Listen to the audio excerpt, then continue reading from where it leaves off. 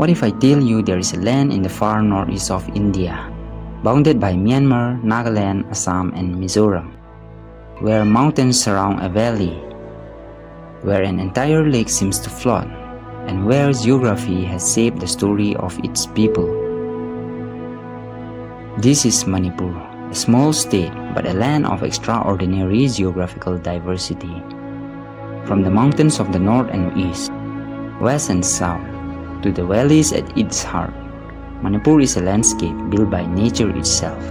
At the center lies the Imphal Valley, an oval-shaped valley surrounded by mountains, and rising around it are hills, forests, rivers, and remote valleys, creating one of the most distinctive landscapes in northeast India.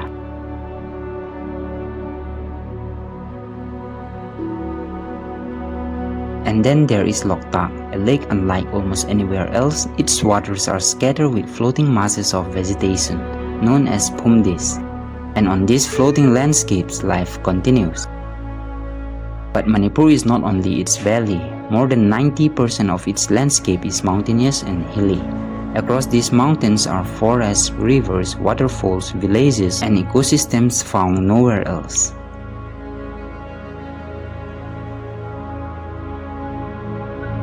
Here lives the Sangai, the rare dancing deer of Manipur.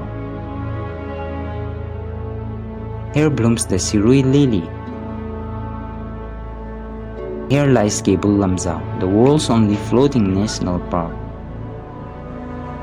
But these are not simply places on a map, they are pieces of a much bigger story, a story written by mountains, rivers, lakes, people, and time.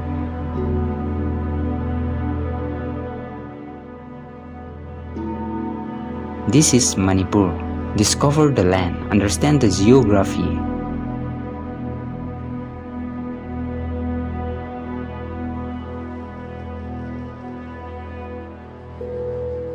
To understand Manipur, let's start here.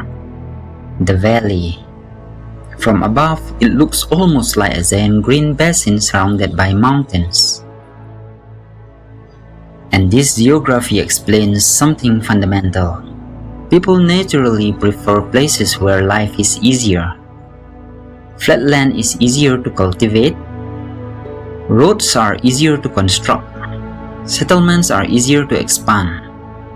And transportation is easier. Compare that with the surrounding hills. Every road has to climb, every bridge has to cross a valley, every settlement has to adapt to the slope. Geography creates a natural difference between the valley and the hills. This difference has influenced Manipur for centuries. The valley became the geographical center of political power, agriculture, and urban development. And at the center of it all lies Imphal. But the valley did not simply appear. Its landscape is the product of geology, water, and time. And to understand it, we need to look upward. The first thing you notice in Manipur is not actually the valley. It is the mountains. They surround it. They rise vertically from the landscape, and they do something incredibly important. They collect water. Every monsoon, rain falls across these hills. Some of that water sinks into the ground. Some is absorbed by forests, and much of it begins a journey downhill. Small streams become larger streams, streams become rivers, and rivers eventually reach the lower valley. The mountains, in other words, help create the valley's water system. Without the hills, the valley would be a very different place. Mountains make infrastructure difficult. A road cannot simply go straight. It must follow the terrain. It must cross ridges. It must survive heavy rain. And sometimes it must survive the mountain itself. This is one of Manipur's central geographical paradoxes. The mountains provide the water, but they also make movement difficult. Follow the river. and you begin to understand the human geography of Manipur. Rivers such as the Imphal, Iril, and Nambul are part of the valley's interconnected water system. They provide water, they support agriculture, they feed wetlands, and they help sustain communities. But rivers have another side. When the monsoon becomes intense, water can become dangerous. The same river that feeds a field can threaten a settlement. This is the basic rule of geography. There are rarely purely good or bad natural features. A river is a resource, and a river is a risk.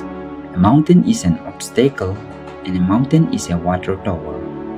Geography gives, but geography also demands adaptation. And then there is Loktak. Perhaps no landscape represents Manipur more dramatically. Loktak is famous for its floating pumdis, but this isn't simply a beautiful lake. It is an ecosystem, a source of livelihood, a place where water, vegetation, fish, and people interact. The story of Loktak is the story of Manipur itself. Water connects everything. What happens upstream can affect what happens downstream. What happens to wetlands can affect agriculture. What happens to forests can affect rivers. And what happens to the lake can affect communities. A lake may appear still, but geographically it is never still.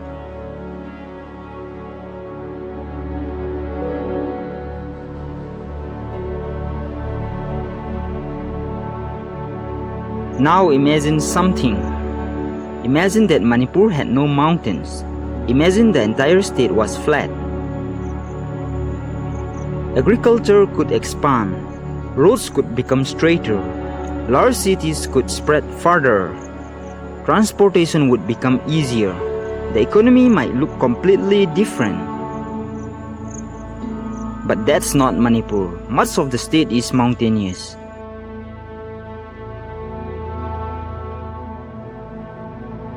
The flat valley is limited, and that physical limitation has influenced settlement.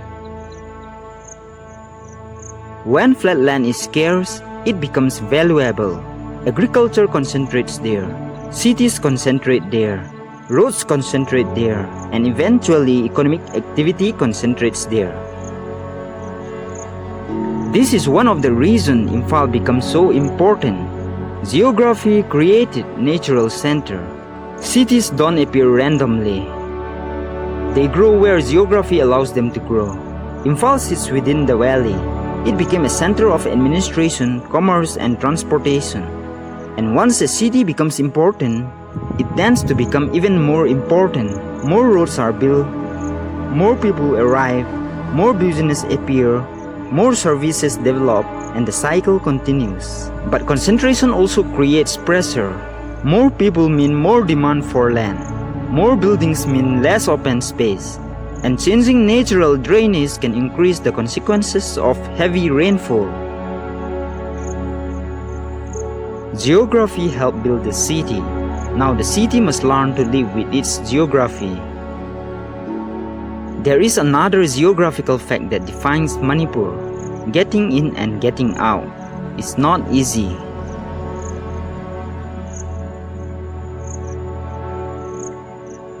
Manipur is connected to the rest of India through difficult terrain. A journey that may look short on a map can become much longer on the ground.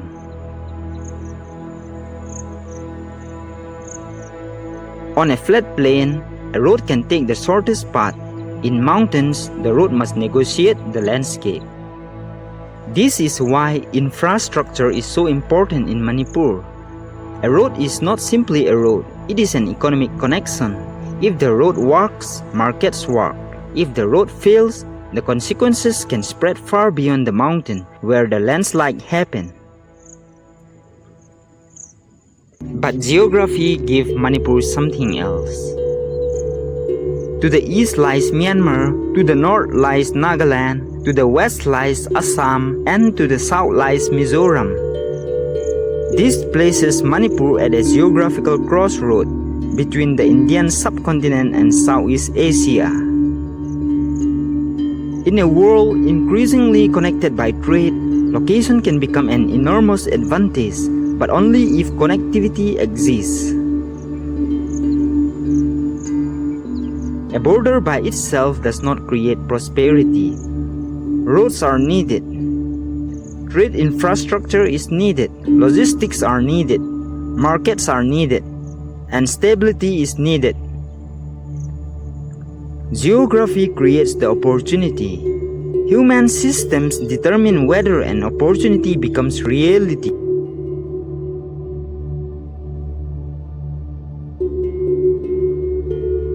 But perhaps one of Manipur's most valuable geographical assets is something we often overlook: its forests.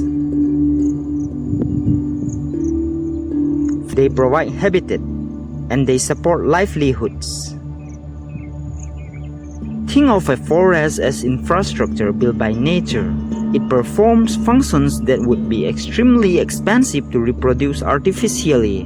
When hillsides lose vegetation, rainfalls can produce more runoff, soils can erode, streams can become sediment-loaded, and slopes can become more vulnerable. Protecting forests, therefore, is not an environmental issue. It is a geographical issue, an agricultural issue, a water issue, and ultimately an economic issue.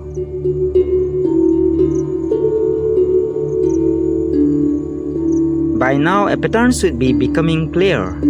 Almost everything in Manipur has two sides.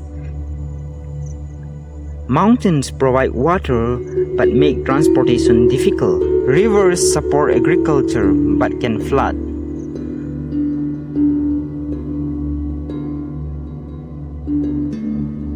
The valley provides flat land, but limited space creates pressure.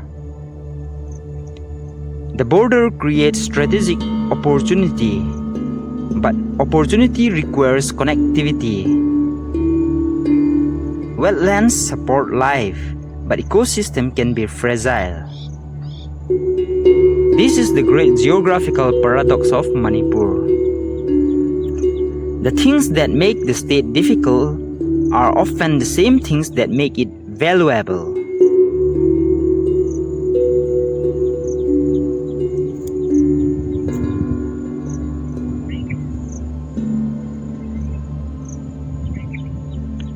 So what happened next? Can Manipur turn its geography into an advantage?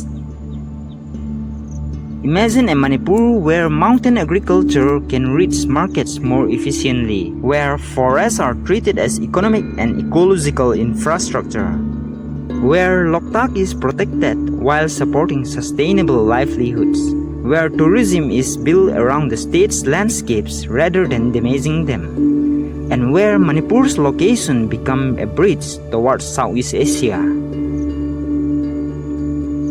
None of these possibilities require Manipur to stop being mountainous. In fact, they require understanding the mountains better. When you look at Manipur on a map, you see a state.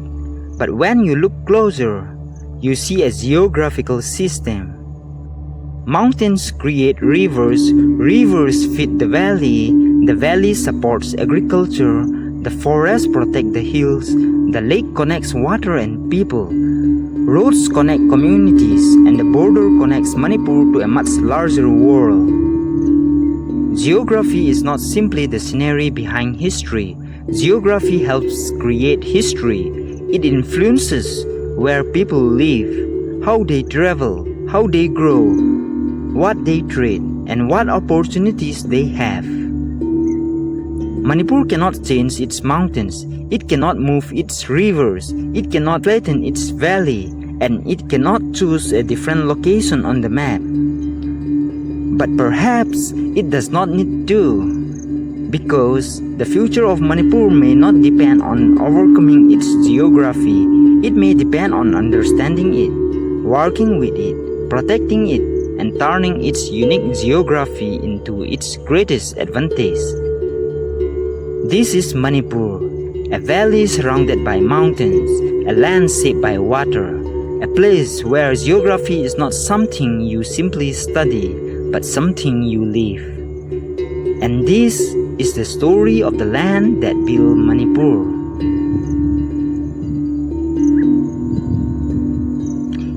If you want to discover the geography, history, and hidden landscape of Manipur, subscribe to Manipur Geography Official. Our next journey begins soon.